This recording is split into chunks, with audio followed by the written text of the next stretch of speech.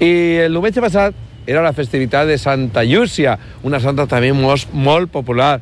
És la protectora dels Sols, i tots els que estem una miqueta abans dels Sols le tenim una gran devoció.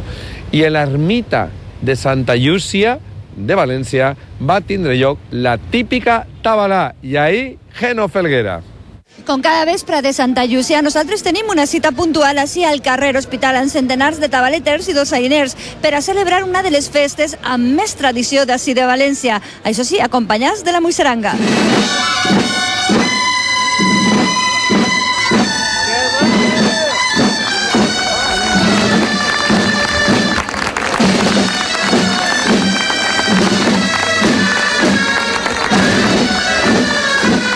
La tabalà de Santa Llúcia és un moment propici per a fer una muixeranga, veritat? Home, és un moment ideal, perquè al costat de la dolçaina el que tenaix és pujar i fer figures en seguida, sí. Bueno, i què és el que aneu a fer exactament i quants pisos aneu a fer? El que anem és a acompanyar un poquet tot el que és la cercavila, la processó de Santa Llúcia. Nosaltres fem figures de distints pisos, ara farem una sènia, on veurem que és un pilar de 3, acompanyat d'uns pilares de 2 que van rodant, com diu la paraula, com la sènia.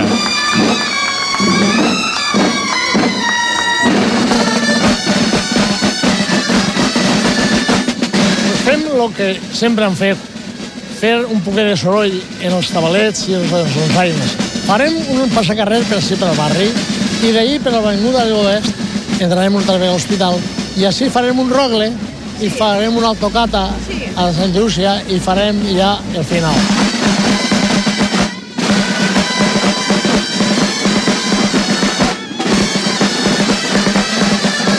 Antigament diuen que Santa Llúcia era el dia més curt de l'any.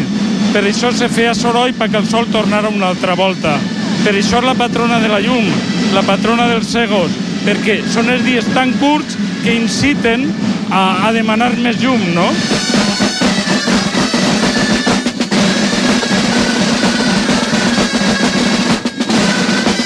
Tradició centenària que celebra un dels dies més curts de l'any, el dia de Santa Llúcia, i ho fa amb molt de soroll per a demanar que torni la llum.